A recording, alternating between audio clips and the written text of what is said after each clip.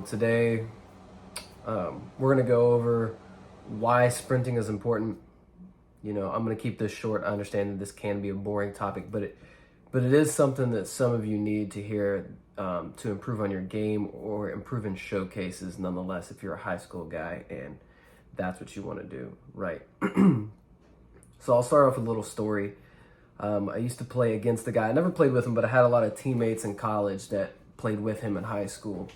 And we all knew about him, but we knew that he was fast. And we didn't know anything else. So when we ended up playing against him a couple times, we realized this guy cannot hit at all. And I'm originally from Louisville. So everybody wanted to go to the University of Louisville for baseball. Like, I'm a Kentucky fan, but even Kentucky fans respect Louisville baseball. That's just how it goes over there. So long story short, this kid was super fast, ran like a 6.5 60, way faster than anybody else, even in the region. Like, it wasn't even close. No one was close to him.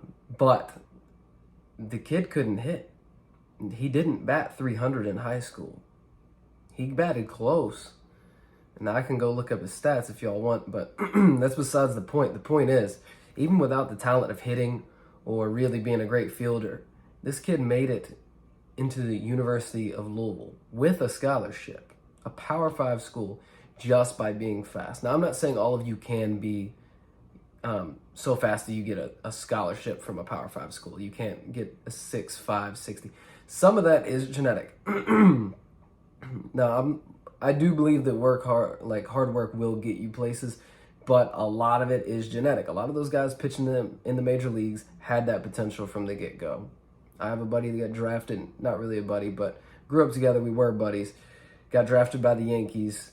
Did not work hard at all. Just naturally talented his whole life. And I'm sure he worked harder in college, but still, right, didn't put in any work. And I know that can sound discouraging, but right here is where you can make a difference. And that's in your 60 time.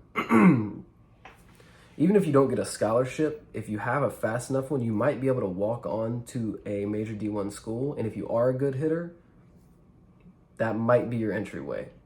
You got to start thinking of multiple points of entry as a high school kid who isn't getting as many looks as he wants, or any at all, really. And speed is a great one. The other ones that they say are height, and velocity, exit velocity, throwing velocity, all that. Some of those you really can't control as much as others, right? Velocity you can to a certain extent. Same thing, genetics plays a huge role in it, whether anybody wants to admit it or not. That's just the truth.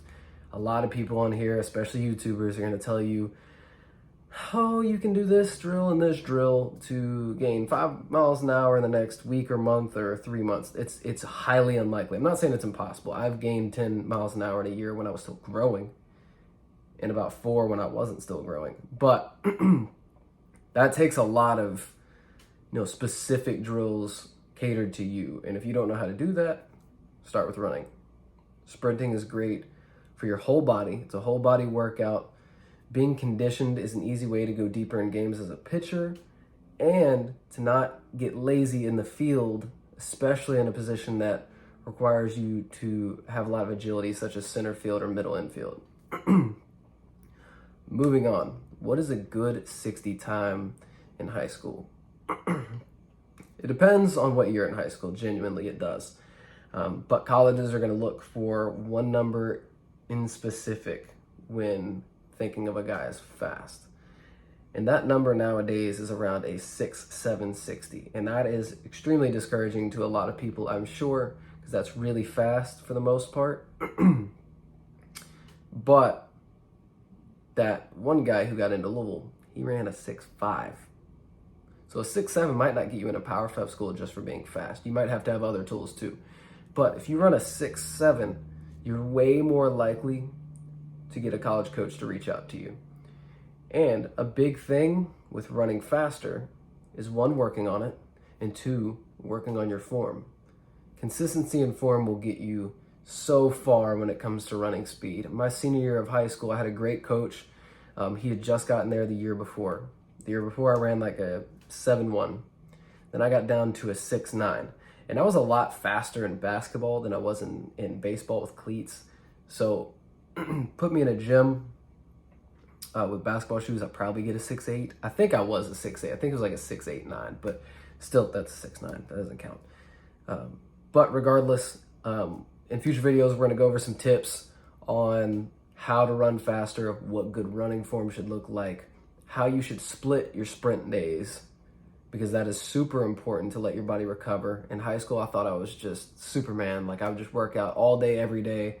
And I was in great shape, don't get me wrong, but you lose a lot of gains, mass-wise, strength-wise, and speed-wise, obviously. So it's good to avoid any regression if we can. We want to always build on top of the next block. So now I want to talk about the 90-day challenge. And no, it is not time yet. I'm not revealing what it is because I'm not ready, to be honest. I'm a little intimidated.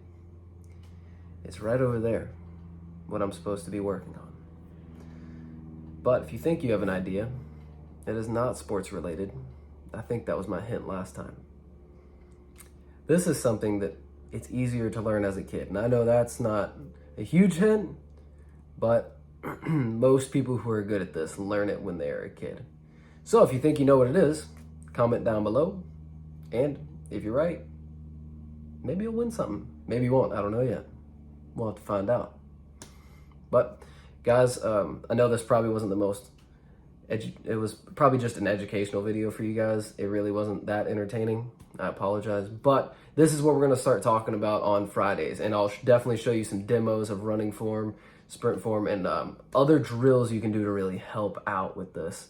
So comment below if you have any questions, or if you know what the 70-day challenge is, or 90-day challenge. I don't know why I said 70.